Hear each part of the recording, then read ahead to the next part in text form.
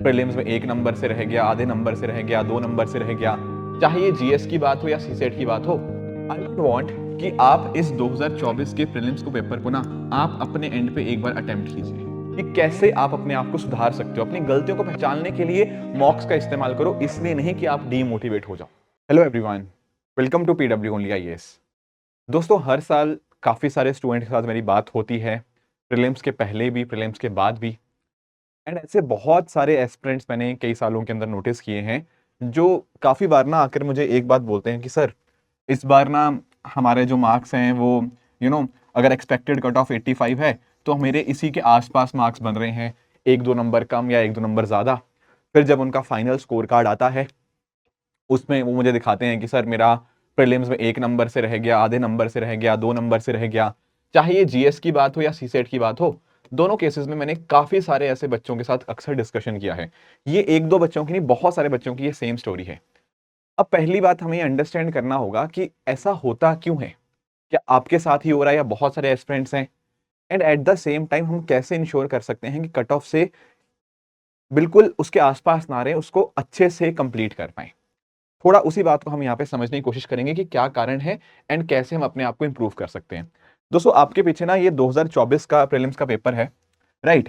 इसको अगर मैं थोड़ा सा आपको दिखाने की कोशिश करूंगा, अब नोटिस करना। अब आप में से हो सकता है दो तरह के बच्चे होंगे। कुछ स्टूडेंट्स ऐसे होंगे जो पहली बार 2025 में अपना प्रीलिम्स देने जा रहे होंगे। ऑन द अदर हैंड, काफी सारे एस्पिरेंट्स ऐसे होंगे जिन्होंने लास्ट ईयर ये एग्जाम दिया था। डजेंट मैटर, कोई भी कैटेगरी के आप स्टूडेंट हो, आई वुड वांट कि आप इस 2024 के प्रीलिम्स को पेपर को ना आप अपने एंड पे एक बार अटेम्प्ट कीजिए। पहले अटेम्प्ट कर रखा है तब भी कोई इशू नहीं है। अब जब आप इसको अटेम्प्ट कर रहे हो, चाहे पहली बार कर रहे हो, जैसे मर्जी कर रहे हो, आपको ना कुछ एक चीजें यहाँ पे देखने को मिलेंगी और बहुत ही ऑनेस्टली करना है इसको अटेम्प्ट। ठीक है? ऐसा नहीं कि एक क्वेश्चन अटेम्प्ट किया फिर आंसर देख लिया, नहीं। आप पूरा 1 to लेके 100 क्वेश्चन इसके अटेम्प्ट कीजिए।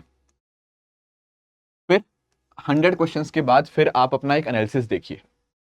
अब जब आप इसका एक एनालिसिस नोटिस करोगे ना, आपको रियलाइज करेगा, हो सकता है कुछ एक टॉपिक्स ऐसे रहे होंगे जिसमें आपने अच्छा काम किया होगा, कुछ एक टॉपिक्स में अच्छा काम नहीं किया होगा। तो पहली चीज तो आपको आइडिया यहां से मिल जाएगा कि आपके एरियाज ऐसे कौन से हैं जो थोड़े से बेहतर हैं एंड ऐसे एरियाज कौन से हैं जो थोड़े से कमजोर हैं। And at the same time आप जब इस पेपर को सॉल्व करोगे ना, यू विल रियलाइज कि आप लोगों ने काफी सारी सिली मिस्टेक्स करी होंगी। अंडरस्टूड? मतलब इस पेपर की अगर मैं बात करूँ 2024 की, तो आप इसमें अंडरस्टैंड कर पाओगे। ज्योग्राफी के क्वेश्चन, काफी सारे आसान क्वेश्चन आए थे इस पेपर के अंदर, right? But what was important is कि आप छोटी छोटी मिस्टेक्स ना करो। तो क्या करना है, जैसे ही लेट से आपने ये क्वेश्चन अटेम्प्ट किया, मान लो इसका जो भी आंसर था, अब आपने कॉन्सेप्ट आपको आता था, बट हो सकता है कि आपने इस क्वेश्चन को गलत मार्क कर दिया हो। ऐसे क्वेश्चंस को आप जरूर अपने एक बार साइड में डेफिनेटली आप उनको मेंशन कर लीजिए। क्यों ऐसा क्यों कह रहा हूं? क्योंकि जो आप सिली मिस्टेक से, जो आप ऐसे कॉन्सेप्ट जो आपने पढ़ रखे हैं उनको गलती कर रहे हो, उनसे सीखोगे ना, वही कहीं ना कहीं आपको यहाँ पे हेल्प करने वाले हैं। अब टेक्निकली अगर मैं बात करूं, देखो, हर पेपर के अंदर 100 क्वेश्चन आते हैं, बिल्कुल ठीक बात है। अब 100 में से 100 क्वेश्चन किसी को नहीं आ सकते। जैसे हो सकता है ना, इनमें से काफी सारे ऐसे क्वेश्चन होंगे जो बहुत ही रैंडम क्वेश्चन होंगे। ठीक है? जैसे कोई भी क्वेश्चन हो सकता है, मान लो लेट से कोई क्वेश्चन मान लेते हैं, ये तो चलो ठीक है, इतने मुश्किल नहीं है ये वाले। बट लेट से कोई ऐसा क्वेश्चन है जो बहुत ही अपने आप में रैंडम है, चलो लेट से यही वाला क्वेश्चन है। अब हर किसी को लेट से आइडिया नहीं हो सकता कि सारे के सारे ग्रीन फील्ड हैं या नहीं है, हालांकि कुछ एक न्यूज में रहते हैं, बट सबका शायद हो सकता है आइडिया ना हो। तो ध्यान में ये रखने वाली बात है कि ऐसे क्वेश्चंस नहीं डिटरमिन करेंगे कि आप प्रीलिम्स क्लियर करोगे या नहीं करोगे।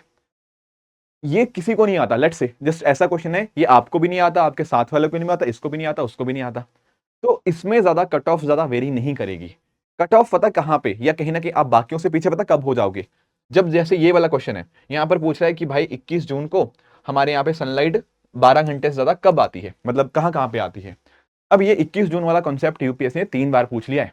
ठीक है ना, कि इक्वेटर पे होता है, यहाँ पे होता है, वहां पे होता है ना, ट्रॉपिक ऑफ कैंसर पे होता है। कई बार क्वेश्चन आ चुका है आपका समर सॉल्स्टिस के ऊपर। तो अगर आप इस क्वेश्चन में गड़बड़ कर रहे हो, दैट मींस आप बाकी कंपटीशन से अपने आप को पीछे लेकर आ रहे हो। या फिर जैसे वाटर वेपर वाला क्वेश्चन भी कई बार आ चुका है, पहले भी आई थिंक 2015-16 में आ रखा है ऑलरेडी, कि वाटर वेपर किस तरह से एक वेरिएबल गैस होती है, जैसे जैसे आप ऊपर की तरफ जाते रहते हो तो वाटर वेपर की जो क्वांटिटी है वो कम होती रहती है विद इंक्रीजिंग हाइट। ये बात आपको पता होनी चाहिए। उसी तरह से क्रियोलिस फोर्स, अब इससे आसान कोई चीज हो सकती है क्या, पहले ये बताओ। ज्योग्राफी अगर आप बेसिक कॉन्सेप्ट भी पढ़ते हो तब भी आपको ये चीज पता है। तो मेरे कहने का मीनिंग पता क्या है, अगर आप एक ऐसे एस्पिरेंट हो जो कहता है कि सर मैं 1 नंबर या 2 नंबर से कहीं ना कहीं पीछे रह गया ना, उसके कारण दो हो सकते हैं। पहला कारण ये है कि कुछ एक ऐसे कॉन्सेप्ट्स थे जो काफी आसान कॉन्सेप्ट्स हैं, पर आपने या तो उनको पढ़ा नहीं या आपने उनको रिवाइज नहीं किया। जैसे लेट से कोई बच्चा है ना, अगर उसको ज्योग्राफी पसंद नहीं है तो शायद उसने ज्योग्राफी पूरी ही छोड़ दी। पर भाई कोरियोलिस फोर्स बहुत ही आसान कॉन्सेप्ट है, बहुत ही आसान कॉन्सेप्ट है। और ऐसा भी नहीं है कि उसने कोई बहुत डिफिकल्ट क्वेश्चन पूछ लिया कोरियोलिस फोर्स की, बहुत ज्यादा डेप्थ में पूछा, नहीं, ये कुछ बेसिक चीजें ही हैं। Getting the point. तो या तो कॉन्सेप्ट पढ़े ही नहीं है हमने, या उन कॉन्सेप्ट को हम रिवाइज करना भूल गए, ये एक मुद्दा हो सकता है।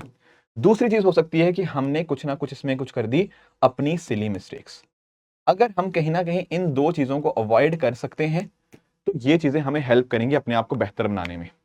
अब देखो यार, टेक्निकली आप अपने एंड पे भी कर सकते हो इसको, हमारी टीम भी कुछ यहाँ पे सॉल्यूशंस आपको प्रोवाइड करती है इसी कॉन्टेक्स्ट के अंदर। मैं थोड़ा और भी डिस्कस करूंगा अभी, बट कुछ बच्चों को पूछना था इस चीज के बारे में, मैं थोड़ा इसके बारे में एक्सप्लेन कर देता हूं कि हमारी टीम की कोशिश ये है कि आप लोगों को ना एक वन स्टॉप सोल्यूशन यहाँ पे हम इसके रिगार्डिंग प्रोवाइड कर पाए प्रीलिम्स के लिए। तो आप गो थ्रू कर सकते हो प्रीलिम्स पावर प्रेप 2.0 बैच के रिगार्डिंग।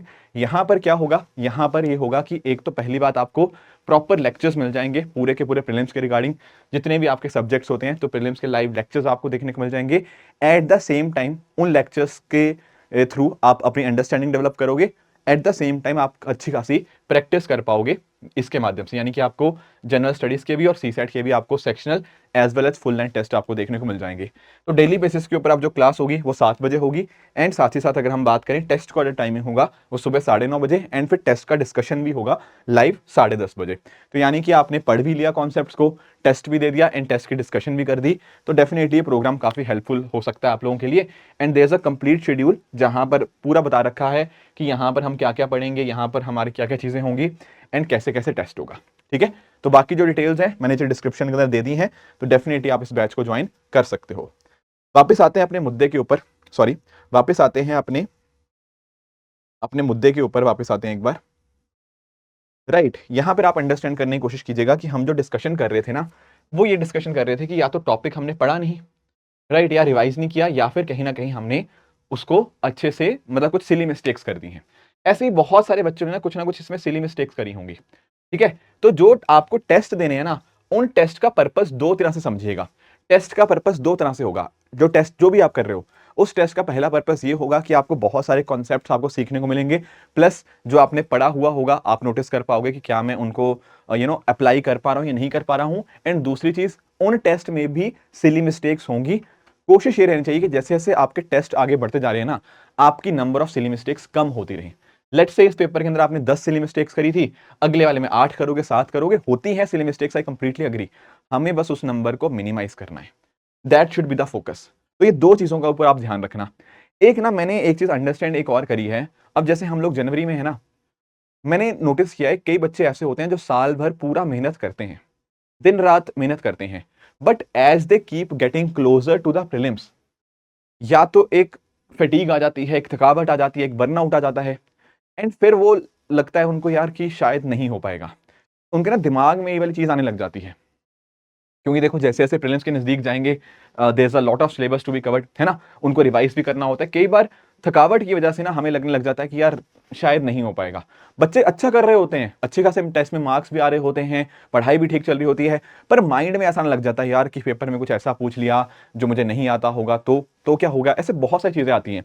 तो दोस्तों एक ना यहाँ पे जो आपने अभी पिक्चर भी देखी, यहाँ पर आप नोटिस करिएगा कि होता पता क्या है कि कई बार हम लोग ना बिल्कुल करीब होते हैं। जैसे मैंने कहा ना, कुछ बच्चे प्रीलिम की कट ऑफ को 1-2 नंबर से मिस करते हैं, तो बहुत ही जाके करीब हो जाते हैं, बिल्कुल they are just very close to finding the treasure, है ना, बिल्कुल खजाने के बिल्कुल पास में होते हैं। बट लास्ट के 1 मंथ, 2 मंथ, 3 मंथ कहीं ना कहीं वहां जाके वो थक जाते हैं कि यार मैं मेहनत भी कर रहा हूं, कई बार टेस्ट में शायद उतने अच्छे मार्क्स भी नहीं आ रहे, इंप्रूवमेंट दिख नहीं रहा, एंड उस वजह से वो निराश हो जाते हैं। एंड यहां से वो निराश होके जाते हैं, फिर प्रीलिम्स का एग्जाम देते हैं, तो परफॉर्मेंस हमारे क्योंकि हमारा उतना कॉन्फिडेंस नहीं था, तो परफॉर्मेंस और नीचे आ जाती है। ये भी एक मुख्य कारण बनता है कि कई बच्चे प्रीलिम्स में नहीं क्लियर कर पाते। तो व्हाट इज नीडेड इज कि हाँ ठीक है, आई अंडरस्टैंड, कई बार हम पढ़ते हैं और मॉक्स में मार्क्स कम आते हैं, तो वो जो मॉक होगा वो आपके कॉन्फिडेंस को ना गिराए, rather than take that mock as an opportunity कि कैसे आप अपने आप को सुधार सकते हो। अपनी गलतियों को पहचानने के लिए मॉक्स का इस्तेमाल करो, इसलिए नहीं कि आप डीमोटिवेट हो जाओ। क्लियर है इस बात को? तो ध्यान ये रखना है आने वाले 4 महीने जो हैं, पहली चीज कॉन्फिडेंस अच्छा रखना। सिर्फ कॉन्फिडेंस से कुछ नहीं होगा, तैयारी अच्छी करनी है, मल्टीपल टाइम्स प्रैक्टिस करते रहो, मल्टीपल टाइम्स आप टेस्ट दो, ताकि अपनी अपनी परफॉर्मेंस को आप इवेल्युएट करते रहो। ये देखो मेरे स्ट्रॉन्ग एरियाज कौन से हो चुके हैं कवर, मेरे वीक एरियाज कौन से हैं, किस चीज पे ऊपर कितना टाइम देना है। अगर आपने एक सही ढंग के साथ आने वाले 4 महीने इस तरह से कर लिए, आई एम प्रेटी श्योर आप अपने आप को ज्यादा कॉन्फिडेंट पाओगे। सेम यही चीज आपको सी सेट के लिए भी अप्लाई करनी है। सी सेट के अंदर अच्छे हो तो do not spend too much of time. CSAT के अंदर एवरेज हो या बिलो एवरेज आपको लगता है, तब आपको डेली बेसिस के ऊपर अब डेफिनेटली उसके ऊपर सी सेट के ऊपर टाइम देना ही चाहिए, राइट। तो ये थोड़ा सा एक छोटा सा वीडियो मैं बनाना चाहता था आप सभी के लिए, क्योंकि बहुत सारे बच्चों के ना मैसेजेस आते हैं आज के समय के ऊपर कि सर थोड़ा जैसे जैसे प्रीलिम्स आ रहा है थोड़ी नर्वसनेस आ रही है। तो आई होप थोड़ा सा आपको आइडिया लगा होगा। बाकी कोई और दिक्कतें होंगी डेफिनेटली आप मेरे साथ शेयर भी कर सकते हो। कोशिश अपनी यही रहेगी कि आने वाले 4 महीने अपनी तरफ से पूरा बेस्ट दें, ताकि जब हम प्रीलिम्स का एग्जाम देना तो रिग्रेट ना रहे कि यार अपना मैं बेस्ट नहीं दे पाया। ऐसा नहीं लगना चाहिए कि यार कि मेरे पास टाइम था, मैं मेहनत कर सकता था, थोड़ा और पढ़ सकता था, थोड़ा और रिवाइज कर सकता था, ये नहीं लगना चाहिए। बाकी रिजल्ट तो देखो चीजें और फैक्टर्स भी आते हैं रिजल्ट के अंदर, बट अपनी तरफ से होता क्या है कि हम अपना बेस्ट दें, अपनी मेहनत अपनी पूरी करें। तो that should be the focus for the next 4 months, ठीक है। तो आई होप दोस्तों ये जो सेशन था ये आपको काफी हेल्पफुल लगा होगा। इसी तरह से आप भी अपने एंड पे हार्डवर्क करते रहिए। Thank you so much for joining, all the very best.